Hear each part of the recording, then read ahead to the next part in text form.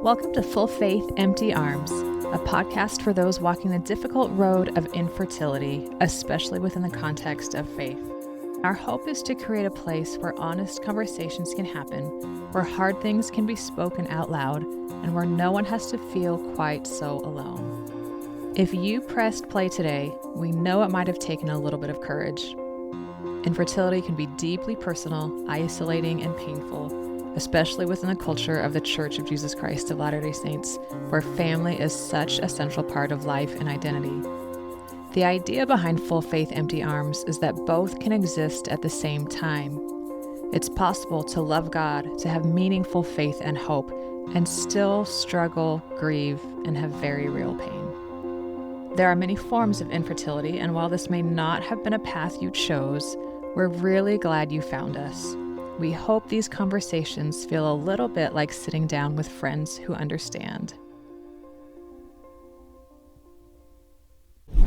This episode includes some really painful experiences that are both a little bit unbelievable, although I assure you all of it is true, but might also be kind of hard to hear if it's anything that also applies to you and your experiences, specifically in the realm of losing a child that you were planning on raising and the heartbreak of that.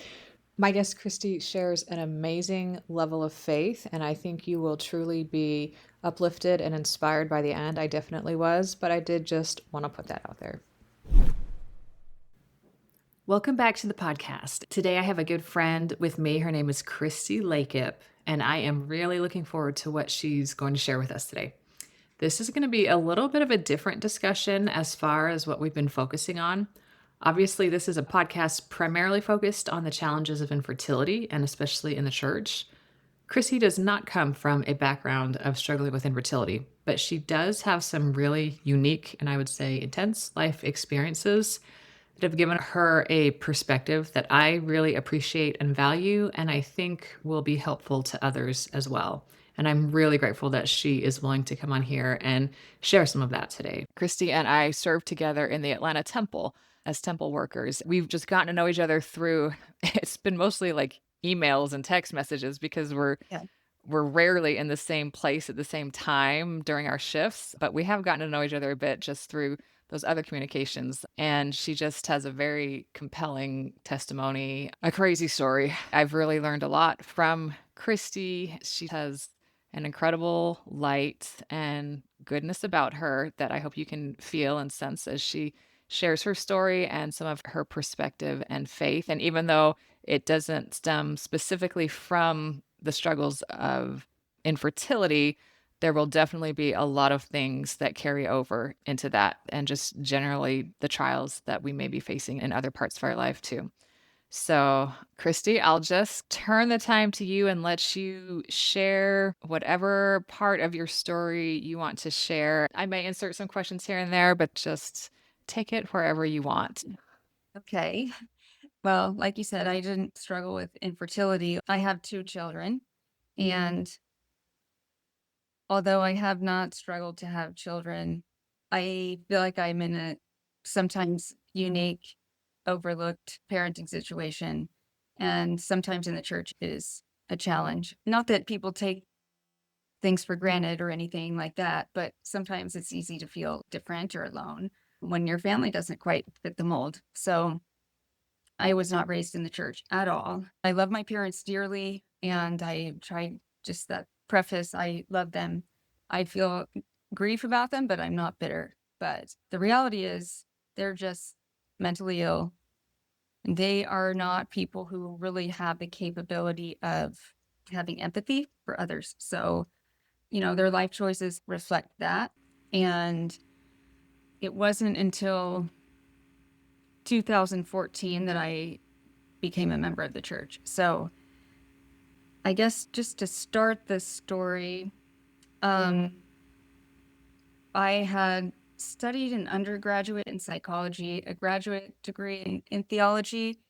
I taught for a little bit, and then this was all near Chattanooga at a small Christian school, just because I had so many questions about God and how to find God. And I just felt like none of the churches I went to were whole. I felt something was missing. So I had moved to Atlanta to get another degree because I thought, well, if I keep studying, maybe I will be able to like read the Bible through the right lens or whatever. That was why I originally came to the Atlanta area in 2009. And the summer before I started school, I was going to study at Candler School of Theology at Emory. And I had a scholarship. I wasn't obeying commandments because I didn't know what they were at that time. So I ended up getting pregnant with my son in 2009, right before I was going to start school. I ended up not going to school because I knew, oh man, I'm going to be a single mom and this child is going to need all of my attention and he's going to need me. You know, unplanned and unwanted are not the same thing. So he was the light of my life. His name's Christian, but his biological father was not a good person, someone I didn't know. There's reasons for the law of chastity that go beyond just spiritual harm. I mean, there are practical reasons as well. And I knew that I had made a choice, but I was happy to be a mom. And I just decided not to go to school. I worked a couple of jobs and I prepared for my son to be born, etc. Well, I did not tell my mother and father about it. I didn't tell them I was pregnant because I would trust them. So that was a big shock to them when they did find out, as my son was a couple of months old already. And his biological father, who was from Mexico, had gone back to Mexico because parenting like wasn't for his thing, I guess. He went back with an expired visa and a DUI charge. He hadn't. I mean, this is not the kind of person that you want your child to be raised by anyway. So he left, and it was just Christian and I. And I didn't know a lot of people in Atlanta, and it was almost as if my parents kicked me while I was down. So it's only in hindsight that I realized that this plan to take my child was in the works for a long time before they did it. So what happened was my parents were very disappointed. You know, you're immoral and it's embarrassing. And if you have a baby with someone, you have to marry them. So they talked me into going to Mexico and trying to work it out with the child's father, even though he was super abusive and I had to call police on him and all this. So I hesitated. And eventually I thought, you know, I know I've made mistakes, but I don't quite know how to reconcile them. So I was humble enough to take advice. I shouldn't have taken advice from insane people. But you know, sometimes things aren't so cut and dry in dysfunctional families. Yeah. I was still at the point, I did not have God in my life to show me that it wasn't all my fault. So I thought everything was my fault. And so I decided, okay, I'll go and try to work it out with him.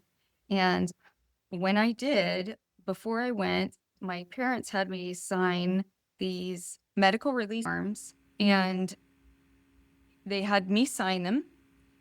And they had my son's pediatrician sign the medical release, and then they had my best friend sign. It was just weird how I don't know, they had us sign these papers. There was no notary. It was just because his doctors were in Georgia and they lived in Indiana. So in my head, I thought, well, they need to have a medical release. My father is an attorney, and I mean, there are reasons that there are lawyer stereotypes. So anyways, I didn't realize the deceptive nature of what they were doing until it was too late. So I spent a couple weeks with the father in Mexico. The reason I didn't take my son with me was because it's Tamaulipas. It's a do not travel advisory state, like level 4, and has been for probably 20 years. And it's because of kidnapping. So I didn't want to take my baby across the border on a bus, not being able to speak Spanish, you know? So I thought I'll go for a couple weeks, and then if it's going to work out, then I'll go get Christian and come back. So I did that. I spent a couple weeks there, and I was like, absolutely not. This is extreme poverty. This is terrible. This is not a situation that any child should be raised in. So I'm not doing this. And when I went back to the United States, my parents were upset with that decision because They wanted to control the situation. And so when I went to pick up my son, I went there with my friend, Lynn, and this was October of 2010.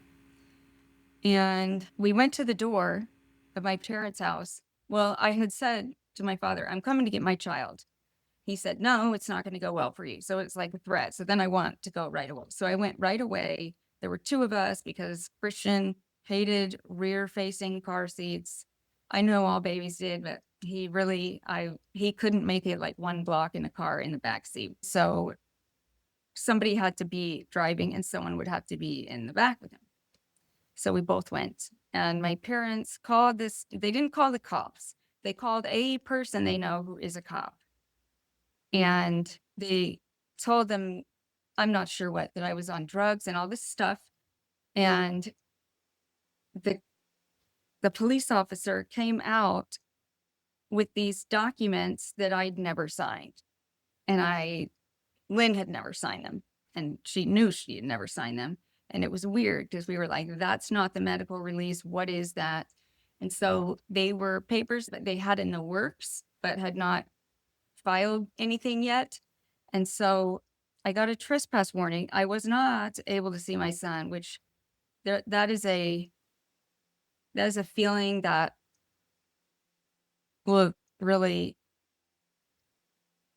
mess up any mother. You know, there's a reason that when women lose their baby or have it stillborn, they go and do crazy things like steal another baby because it's not natural and there was no reason for it. But I was going to get arrested if I tried again. So I thought, okay, well, what I'm going to do is we drove back to Atlanta where we lived, and I just made an airtight case because I figured that they thought that I was unfit and were going to send child services in Georgia, and they didn't. What they did was they falsified guardianship documents, temporary guardianship documents, and then used those to. It's a long story, but my father, just because he's a good lawyer, he was steps ahead of me, and they took my child before I could even do anything about it. So were they presenting it as like you signed over your guardianship to them willingly? Yes, yes. And the pediatrician was like, no, no way. So everybody that's signature was on it was denying that, and I'm not the dumbest person in the world. My friend Lynn's pretty smart. The pediatrician's smart. One of us would have noticed if they'd been guardianship documents. I mean, we're not that dense. So it was really, this was a sickening, traumatic time. And I've almost just spent the rest of the last 16 years, because he's 16 years old now, trying to get him back. And I've done everything to do so. And part of the reason it was such a challenge, it was because in January of 2011, I was working as a nanny for a family, and the lady and her husband and the kids were fine, but she happened to have a brother who had just gotten back from Afghanistan, and he had serious PTSD, which so did I, but I wasn't going around harming people. There's the difference. He had some serious issues, and I didn't really know him at all, but I was drugged and assaulted in January of 2011.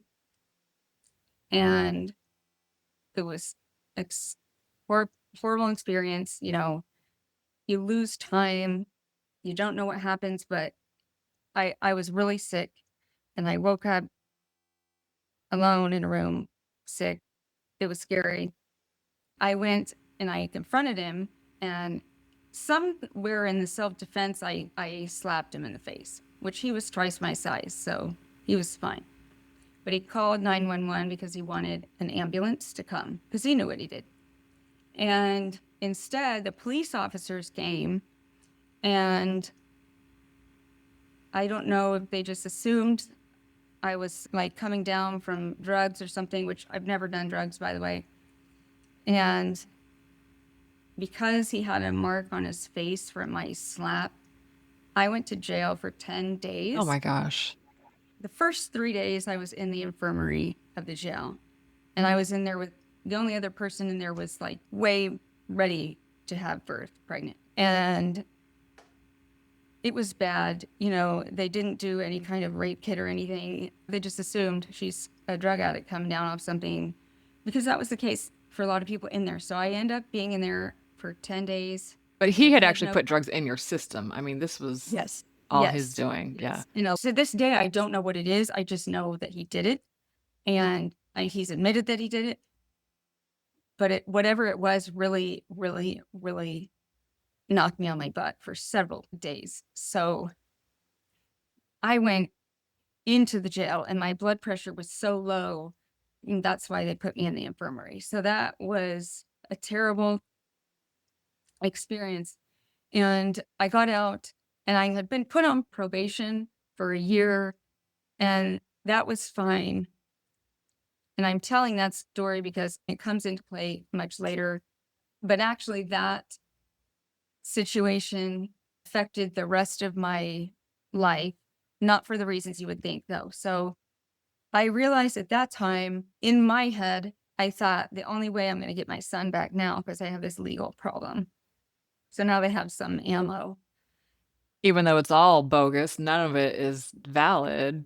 Right. And they know that. I mean, they know that, but that was their evidence. They had all these claims that I was violent and I did drugs and all this stuff. And then all of a sudden they have this situation where I have a misdemeanor and literally the police report says slap. I didn't punch. This was like open hand and I can slap people when they drug me. I mean, I should have that right. Yeah. Um, And assault and all the other. Yeah. Ugh. but anyways, I realized the only way I'm going to get my child is if I go back. If I go back to Mexico, maybe if I reconcile with the father, then they'll give him to me because that's what they were saying. Anyways, I ended up going there. And this is in Tampico, Tamaulipas. I go back in 2011 and he didn't want me to be there, but I was like, I'll do anything. I will do anything. Whatever they say, I will do anything to get my child back. And I got pregnant pretty much immediately with my daughter. And I think that was just some biological desperate urge or something like that, because there is this black hole when you have a child, you have a baby and it's just taken from you. It's just like this vacuum inside of you that it can't be filled, you know? It just feels like you're missing all of your limbs or part of you's gone. And so anyway, I had my daughter and I knew the whole time I was pregnant, it was very high risk. Both pregnancies were very high risk. My cervix doesn't dilate at all, which I didn't know until Christian's birth. So we almost both died in that. It was not fun. But the doctor kept saying I wasn't dilated, so I wasn't in labor when I was in labor. And I was pregnant with Charlotte and I did everything I could. We had a surgeon that could perform this C-section before I went into labor. So as soon as she was 5 pounds, we did that. And it's just such a miracle because the quality of hospital is so bad that, I mean, I won't get into it, but it's such a miracle that we survived. Charlotte and I did not walk out of the hospital with serious infections. And she's the light of my life. She can't replace Christian, but she gave me something to live for. And she was born actually across from the Tampico Temple. And at the time, I didn't know what a temple was. But when we looked back later, that was pretty beautiful because I remember looking at the building out the window.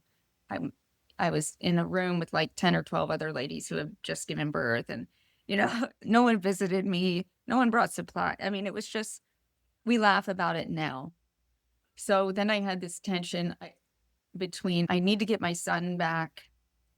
But because Charlotte was born here, her documents are Mexican. She's Mexican citizen. She's not a U.S. citizen yet. And it took till she was 4 or 5 to even get documentation for her. So I knew I could either stay in a dangerous environment with her, but not be alone, or move out and be alone in this dangerous, famous for kidnapping place, and raise her myself. And I prayed. I started praying and praying and praying.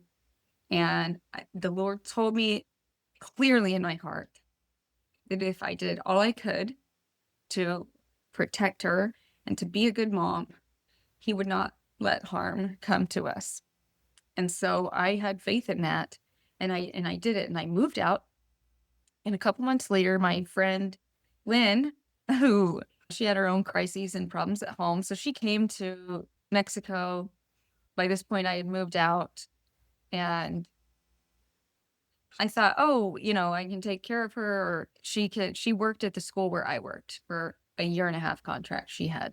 So as soon as she came there, it was like late December 2013. And I told her, hey, God is going to do something. He's going to help. I know He's going to help me, because He told me He's going to help me know what to do. And she was like, okay. So, but it was almost as if I was like expecting messengers, waiting on messengers from the Lord. And sure enough, my boss sent missionaries to my home. And the first time they came, I knew everything that they were saying was true. Everything made sense. All the pieces that were missing from all the other denominations I participated in, it all came together. And it was just the happiest day of my life. And I knew that I had a heavenly Father who loved me. And that made me just really happy. I felt like they were just telling me something that I already knew but hadn't realized. And so when you have parents that really hate you, that means a lot to have parents that don't. So I realized, okay, I have someone that will help me. And the second time they came, they talked to me about eternal families. And that was a time of revelation for me when I realized that this was all part of a plan, and somehow some way I didn't understand this would save my family, and that there was a chance for me to be with my son again. And it wasn't long before we were baptized. And I think that the doctrine of eternal families was just the driving force for the rest of my life. So, and still is. I did baptisms not long after I was baptized, and then I received my endowment not long after that. And for the rest of the years that I was in Mexico, I didn't miss a week of going to the temple.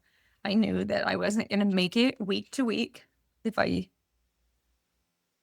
didn't, almost like, oh, I'm selfish and I like to be in there and it strengthens me. So I'm going to start doing ancestors' names. So I did over and over. And by the time I came back with my daughter in 2019, I had done a couple thousand ancestors' names, and I had grown a lot in the gospel, and my Spanish was pretty good by then. And because my friend was only there for a 1.5 years, she was also baptized, but then she went back for 5 years in there where I was alone raising my daughter.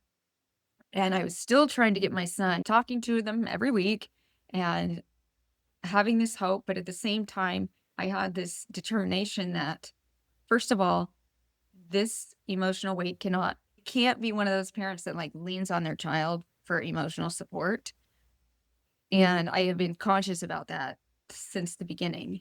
And second of all, I was not going to let anyone take her right to have a happy childhood. And you only get one. So you have to do it right first time. And so at the moment, it was like, I can't do anything about where my son is because I can't even cross the border. But I can do something about this. I mean, our years in Mexico are some of the happiest, and we laugh a lot. And we were totally living paycheck to paycheck, day to day, honestly. And, she couldn't let go of my hand ever in public. We didn't speak English in public because I didn't want to draw attention, but no one ever bothered us. And I know that that was because of the temple, because I made covenants in there and I was helping my ancestors and I knew they were helping me. And in eventually, this guy that had assaulted me years before contacted me and apologized and said all this stuff on Facebook. And apparently his life was in ruins and he was regretted it since then and all this stuff. And I'm like, yeah, me too. But anyway, with him saying all these things, I was able to send copies of the conversation to my friend Lynn, who was in Georgia at that point, and she took it to a lawyer who, well, back up. When Charlotte got her citizenship and passport, she was almost 5. At that point, my father started in with this, no, you can't come back here. You don't need to come back to the US, stay there. It's always my fault. Everything's my fault. And, and I still at that point kind of had some Stockholm syndrome and believed it. And I don't know. But he was saying, well, now there's an arrest warrant. And so because you violated probation and they're going to take Charlotte. And if they don't, we're going to take Charlotte at the border. So this was like, it sounds stupid now in hindsight, but at the time, I mean, they did it with the first child. Yeah. And that was shocking. So I'm like, I'm not even 0.000000001% chance of being separated from Charlotte. I'm not going to risk it. And so we're going to live here and we're going to be happy. And the funny thing is, she didn't realize the situation was as it was until we were here. And, she got older and she's really awesome.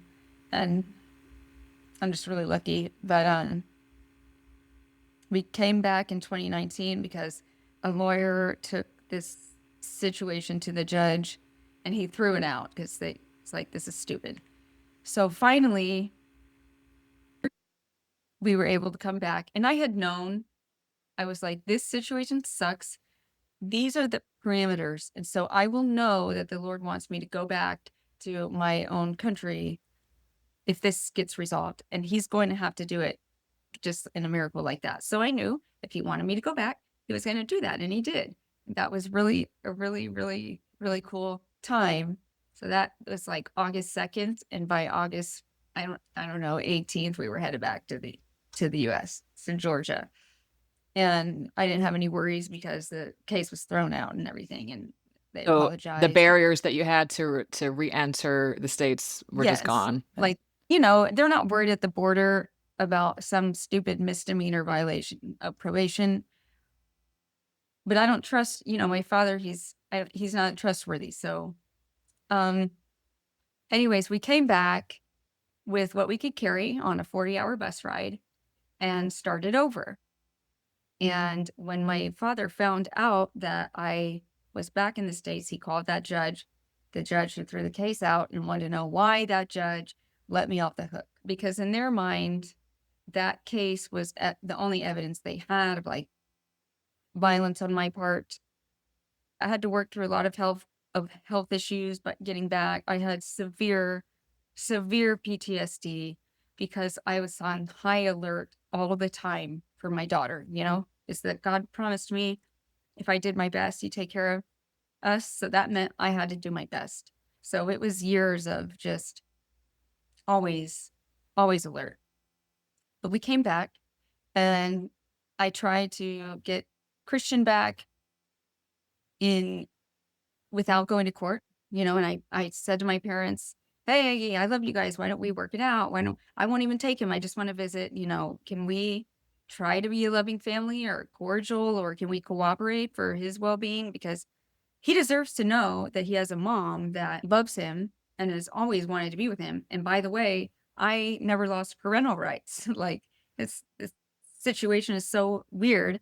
And over the years, they've had to falsify many more documents to keep this thing going. So they've falsified medical records for me in Mexico with the help of my children's biological father. And they have falsified all kinds of medical records, just so many things they've had to do. They moved to a different state, which now makes the whole legal thing spanning 3 states. In multiple states, we have petitions to terminate guardianship going on. We have where they live in Tennessee, where my dad is also licensed, which is just a challenge. Um, there was a verified petition to terminate guardianship. We put that on hold because I have a lawyer in both states. And in 2022, we had this legal case that I petitioned to terminate guardianship, and we were almost there. And the judge had determined that it was obtained illegally, that I was a fit parent. He was like, her daughter is Exhibit A, there's no question of fitness. There's no question of whether she can take care of him. The only issue is they've been apart for this many years. And so I want them to go through like a few months of reunification therapy before he goes and lives with the mom. He needs to be with the mom because my parents are nuts. Well, that was 4 years ago almost, and they have fired multiple therapists. Some therapists have quit. I don't know how many therapists we've gone through. And we do Zoom meetings every other week. The Zoom meetings were supposed to be supplemental to therapy, but we can't get therapy going because they keep firing people, threatening people. And I'm laughing because of how extreme it is. So finally, we had a room here in our home. In 2021, I married a wonderful man who he adopted my daughter, and we were sealed in the Atlanta Temple. Not in that order. We were able to be sealed because I was the only person with parental rights, or any rights to her. And we were sealed in 2022. And he has helped support me in this. It's been a lot of money. He has the worst in-laws someone could have. And he's been really patient in helping me. And it seems every time we go on vacation, there's like somebody missing, And now we just do every other week Zoom meetings, and we're still in the middle of this recess from the case. The judge has retired. And we finally, in 2025, got settled on a good therapist who really supported me and was on my side. He could see through everything. And he said, by the way, I have a drawer full of documents in my office of things that your parents have falsified to keep this thing going. And you have to falsify that many documents, you're clearly lying. If you have to make up evidence, then there is none. So the week that we were supposed to schedule our first reunification visit, I got a call from my lawyers, and I thought, oh no, it's going to be bad news again. And they told me that the therapist had died, and suddenly, and I don't know the cause of death. It's not in the obituary. No one knows. But it was shocking. It was bewildering. It was like 15 years of all this effort and faith gone out the window. Because how do you start over? And I knew at that point, my son wasn't going to live with us because he's old enough now that he gets to choose pretty much. I don't know if you've seen Hunger Games, Mockingjay, and you've seen how Peeta Mellark was totally conditioned to hate Katniss. That's kind of how we started out with the Zoom meetings with my son. And that is difficult. He's lightened up over time. He realizes I'm not a monster, but he doesn't want to live with me. And if he were with good, healthy people that cared about him, I would let it go and I would step out of his life and I would just let him live in peace. But he isn't. He's with people that just to harm me will, take away his whole childhood. So it was November of 2025. My health plummeted. I have autoimmune problems. I got really sick for a while. just because it, it was a little more than I could handle. So, um, I think just the cruelty, like the fact that my mom and dad are that determined that I was like, they are going for his whole 18 years. I am losing my God-given right to raise my own child. And it's this is like the perfect environment for him. We have a lot of young men that live close that are awesome. He has the most nurturing little sister anybody could ask for. So she's, being raised as an only child when she's not one. So basic questions like how many kids do you have or how many siblings do you have? I don't know how to answer them sometimes. It's not because I don't want people to know. It's just because how do you even get into that? And then you get like all kinds of unsolicited advice that's not helpful. It is so challenging because for them to have gotten away with so much when we're clearly a better option for him, God had to stay his hand a lot. And I mean a lot. And then when the therapist died, it was like, well, you knew the whole time. It was like, that's how I felt like. That's what I wanted to say to Heavenly Father is you knew this entire time. And the whole thing that gave me enough hope to survive Mexico was I'm going to go see my son. And you knew I wasn't going to get to. And you knew that when I was going to be able to, then the doctor was going to die suddenly. We don't know what happened. I do know that my parents will go to any measure to do things their way and to cover things that they have done that are illegal. But I don't know if they're responsible, and it doesn't matter. It was like, is this a divine satire? Are you guys laughing at me up there?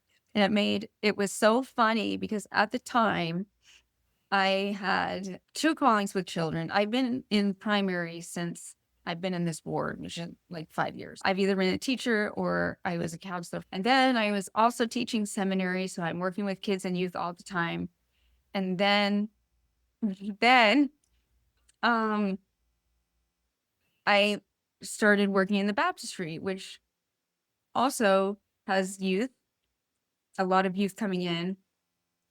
And I was like, I don't know how to take this because it's almost like, well, I can work with everybody's children except mine. I can teach everybody's children except mine.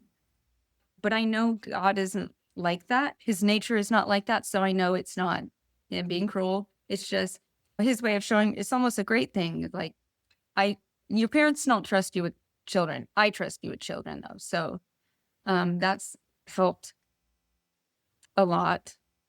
And it's just always been kind of a mark of God's confidence in me. Because when you're accused of being an unfit parent, I always have doubted myself for so long, and it's taken my daughter growing up and being awesome. It's like, oh, I can do this, and I'm so grateful I had the chance to raise her and kind of prove that. During the hearing, the judge turned to my parents and he was like, so you're telling me that your daughter was able to, 2011, have this baby, take care of the baby in poverty, raise her so that she's emotionally healthy, she's a happy kid, she's smart, with no one, in a country that wasn't her own, learning the language, all these factors, and that she's been able to raise this awesome little girl. But the year before that, in 2010, she wouldn't have been able to take care of her son in her own country. And that's how he saw it, and I appreciated that. So, the tragedy is, the whole thing's a tragedy, but just that it wasn't necessary and they were wrong in doing it. And I am a good parent. And the sacred responsibility of raising that child was taken from me.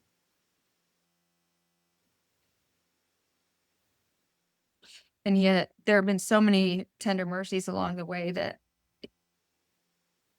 as much as it hurts, I feel like I've learned a lot about Heavenly Father and maybe how he feels, He's sending us down here. We don't remember him. And we're hearing all these other ideas about what he is and what he isn't. And I just think, I don't know how he does it. And it also has given me a special gift that I didn't recognize until recently. I'm about to wrap this up, but I really, really love to do work for my ancestors. And I realized one time when I was kneeling in the sealing room that I have this desperation, this sense of urgency about it. And I realized that the sense of urgency comes from the fact that these mothers, these parents are separated from their children until we do the work for them. And that it never occurred to me that not everybody feels that. And so I'm always like, but they're away from their children. They need to be sealed with their They children. belong And, together. it's just this panic. And so anything that we go through can be used as a gift for other people if we allow it to. And I think we learned that from the Savior and everything he went through. In Gethsemane and on the cross. And like Elder Holland was talking about the man being healed with his eyes being healed with spit and, dirt. And he said, so what if the means of our miracle is unexpected and convoluted? I don't remember the exact quote, and so I try to teach my son the gospel. My parents hate the church, but I don't care. I teach him what I can from the Book of Mormon. And so that's where we're at. I never imagined it would be 16. He's 16 and a half now. I get re-traumatized every other Monday. And I get rejected by my child pretty much every other Monday. So, but it's court ordered. So he has to. Gosh, there's so much that just doesn't make sense. Any logical, reasonable person listening to this story is like, what? What? No, that's ludicrous. None of this makes sense. Like, how could this have happened? And yet it did, and it has happened, and it is happening to you. And so but at this point, I'm like hesitant to even ask, like, is there any anticipation of anything changing? Or do you not think about that and just focus on each day as it comes? Every little thing they can do to chip away at the time, they've done that. And I have to keep in the balance the fact that my daughter, for most of her life, has only had one person to rely on, and that's me. So I must be stable. I must have boundaries so that I can be healthy for her, because I'm what she has. And now, fortunately, she has a wonderful dad, and that's awesome. But she needs me to be in my right mind and here and present. So I am looking for a therapist, but to be really honest, it is really, really difficult for me to, how can I say it? I may not be able to muster hope another time and have it be shattered. You can only handle that so many times. Because I've worked so hard. We have all kinds of legal stuff going on in 2 different places. When the child was from here, I mean, that's what's so crazy. I am working on my relationship with him, which has improved, and looking for a therapist. But at his age, by the time we would start, he'd be 17. Nobody's going to send a 17-year-old to live with their parent because he doesn't want to.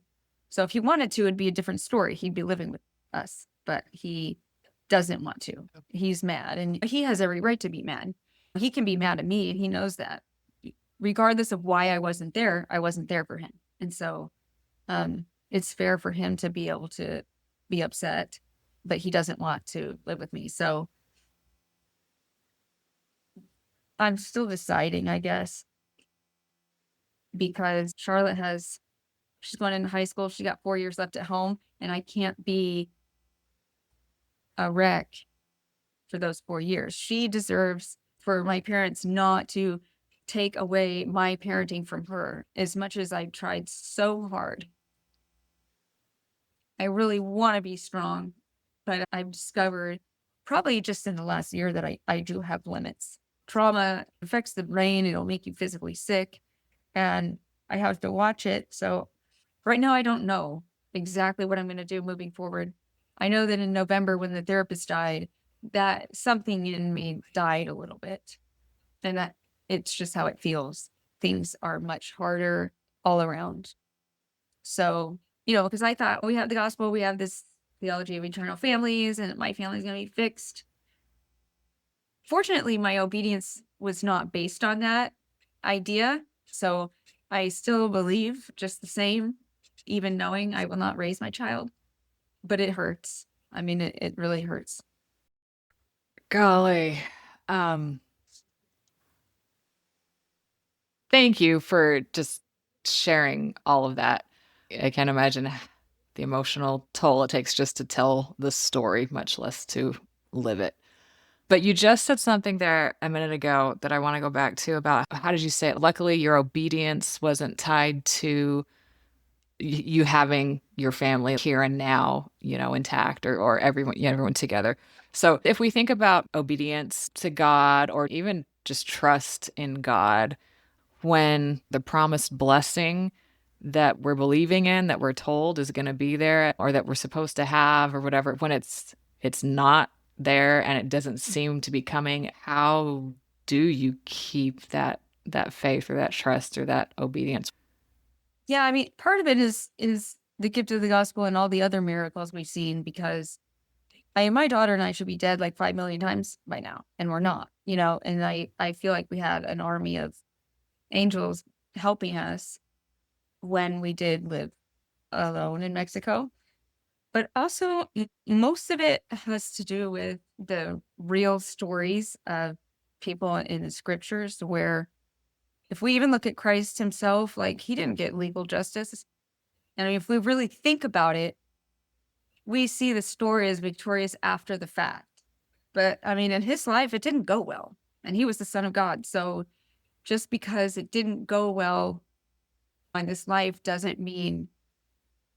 The thing is, the story is just bigger than we are. And I think of one of my favorite stories is Joseph being sold into slavery by his own brothers. And he had ups and downs. Eventually, the Lord helped him out and he helped his immediate family. But also, he's the reason why the Israelites became a people and they were in Egypt for Moses to come in the first place. We read in the Book of Mormon, he was looking forward to the last days. And so I think that we owe it to God and maybe our descendants to do the same, and just know that just because we can't see it all, but sometimes the story is just bigger than we are. And I mean, Joseph Smith, he didn't get social justice either. He and Hiram, they were murdered by a mob and while they were in jail for things they didn't do. I mean, I think just the stories, even of God's favorites, don't always go well. Sometimes it does not turn out well in this life. I have so many blessings that I have support now. I have stability, safety. I am relatively healthy. I went through a lot of health issues in Mexico. I was being treated for lupus and I was having steroids, and I didn't know I had intestinal parasites, and the steroids make them strong and multiply. I almost died from that until they figured out what was wrong. So things like that should have been turned out terribly, or honestly, the fact that I'm even remotely sane, given my family and who they are, my life should be in such a bad, terrible place. And it isn't. And I can't ignore everything I've been given just because some of the things that I wanted, I wasn't given. Really, in some, it's the people in scripture. I mean, look at Moroni. He's hiding in caves at the end of his life, waiting on them. When are they going to kill me? I don't know. But then we see he's also the angel that helps bring in the restoration with Joseph Smith. So clearly, it turns out well for them, just not in this lifetime, always. And that doesn't mean we should settle for abuse. We should not settle for abuse.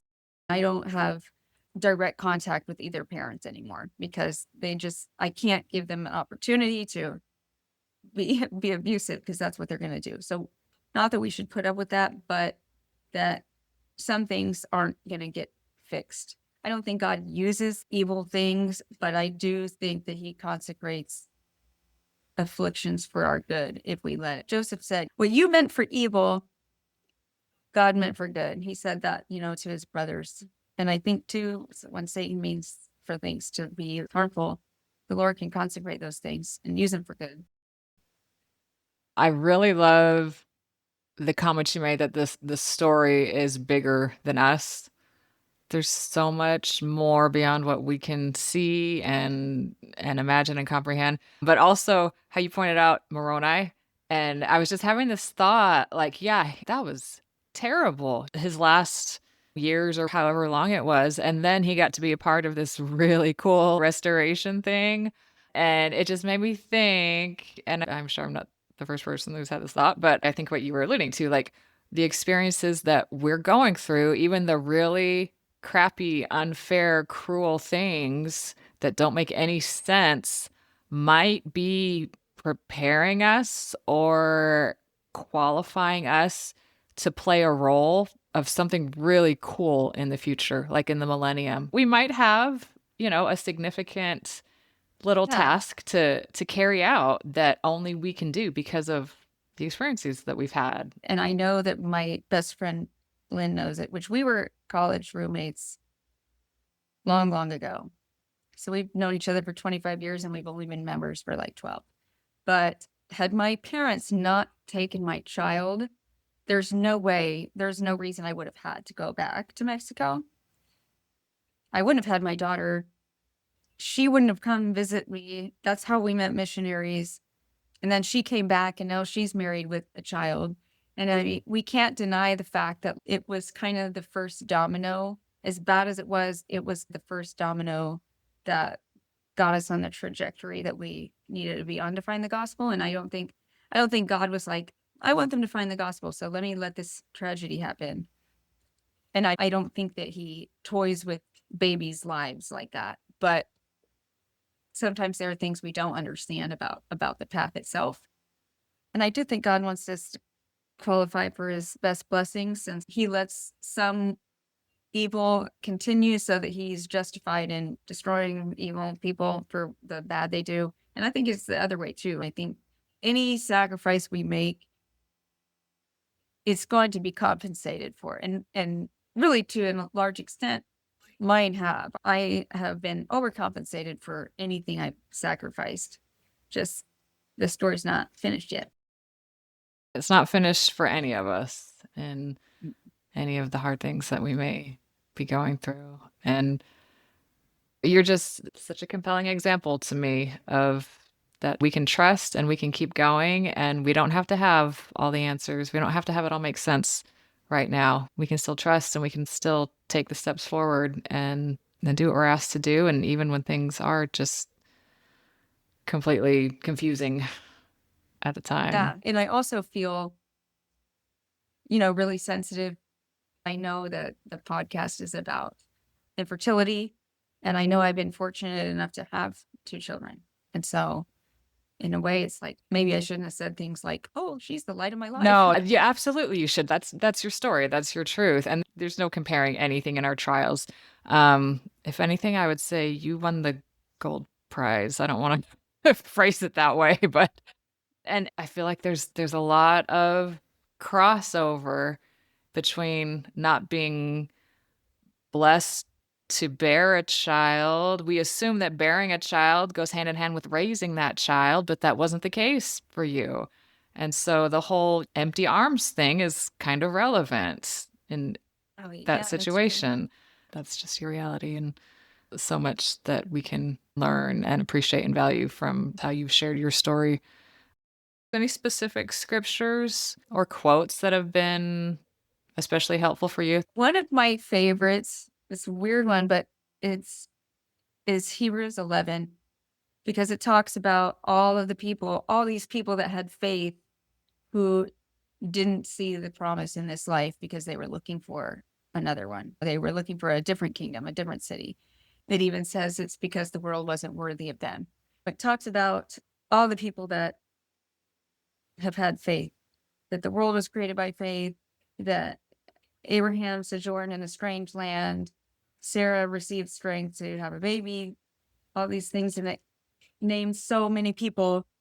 And it says, who through faith subdued kingdoms, wrought righteousness, obtained promises, stopped the mouths of lions. And then it goes on to say, and others had trial of cruel mockings and scourgings, yea, moreover, bonds and imprisonment. They were stoned, they were sawn asunder, they were tempted, they were slain with the sword. They were wandered about in sheepskins and goatskins, being destitute, afflicted, and tormented, of whom the world was not worthy. They wandered in deserts and in mountains and in dens and in caves. And these all having obtained a good report through faith, received not the promise, God having provided some better thing for us, that they without us should not be made perfect. So I just think, look at all the examples just in that one chapter of people who probably could have said, hey, I haven't received the promise that you promised me. Sometimes we think God owes it to us. So I like that one.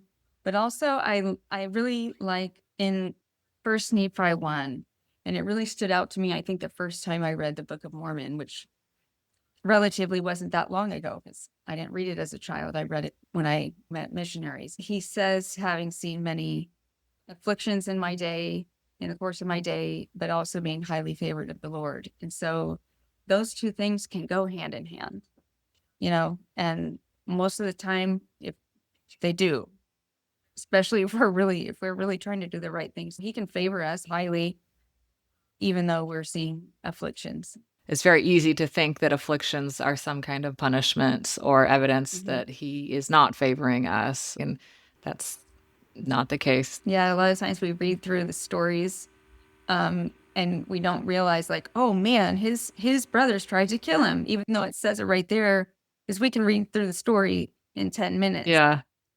Is there anything else that you want to share just as we close here about trusting in his promises when they don't seem to be coming on the timetable that we would like? One thing is that sometimes I think God lets us go through things so that he can build our confidence in ourselves. Like, oh, look what you can do. Because someone like me, who, if you're told you're garbage your whole life, you're not going to realize that you're not. So my patriarchal blessing was very helpful. But also, I love how Elder Bednar always talks about agency, and that we can be agents to impact our circumstances and not just be objects that are acted upon. And I did. It's only the power of God that would allow me to go down to a foreign country that I wasn't familiar with. I mean, destitute, traumatized, and somehow 9 years later be leaving with still financially destitute, but having raised a daughter, become a member of the church, made higher covenants, helped a couple thousand relatives on the other side. And I just think what could have been so disastrous wasn't, because he'll help us be an agent for change to impact our circumstances instead of the other way around. And so I love that. And actually, on the day of my baptismal interview, it was April 6th, 2014. And that was when Elder Bednar gave his talk. And it's probably my favorite ever just because of the personal meaning and timing. It was called Bear Up Their Burdens with Ease. And he talked about the load is what gives us the spiritual traction that we need to make the journey. I remember that talk. He was talking about loading up the back of a truck or something, right? Yeah, and the truck couldn't get out of the ice, and so he kept trying, and the guy was like, I'm not just going to sit here. So he cut firewood and put it in the back of his truck, and he thought, well, why not? I'm going to try one more time. And he was able to get out of the snow, and he said it was because of the load. And I just love that. And also, the thing is, no matter what, all the bad things that have happened, I can't deny that I've had so much help. And so my favorite verse of a hymn is How Firm a Foundation, the second verse, because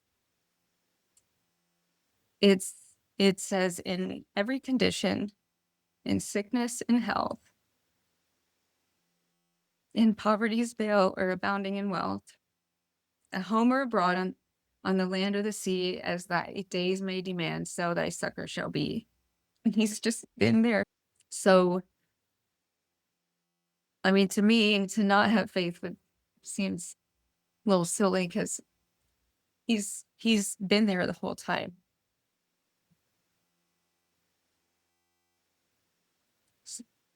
Thank you for that testimony and just sharing it all.